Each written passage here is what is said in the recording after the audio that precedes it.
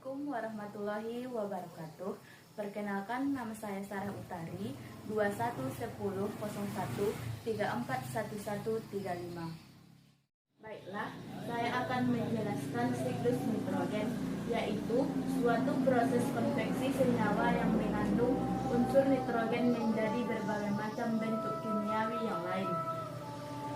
Adapun proses penting dalam siklus nitrogen antara lain fiksasi nitrogen, mineralisasi, nitrifikasi, dan denitrifikasi. 1. Amonifikasi, yaitu proses penguraian amonia menjadi gas oksigen atau N2. 2. Nitrifikasi, yaitu proses pembentukan asam nitrat dari amonia. 3.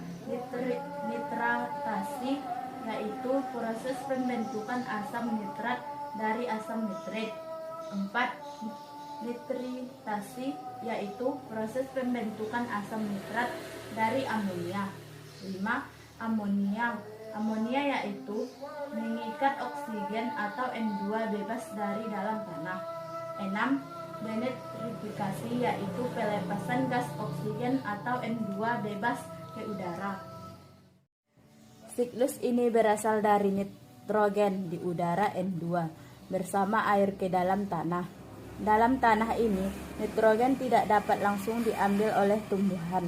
Namun, ada tumbuhan yang menyerapnya yang bersimbiosis dengan bakteri Rhizobium mutualistic yang hidup di dalam nodul kacang-kacangan atau biasa disebut dengan bintil akar.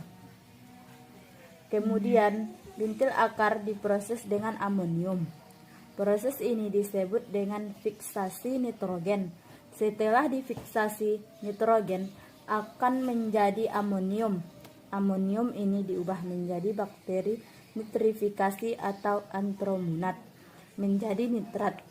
Kemudian ini disebut dengan nitrifikasi, di mana nitrat ini digunakan untuk melakukan fotosintesis sehingga dapat langsung digunakan. Proses ini disebut asimilasi. Kemudian jika ada tumbuhan atau hewan yang mati, mereka membangkai dan bangkai tersebut diuraikan oleh dekomposer, yaitu bumi dan bakteri. Hasil uraian inilah yang akan menjadi amonium, sehingga kembali berulang atau dapat dilakukan pendaur ulangan kembali. Proses terakhir adalah nitrat.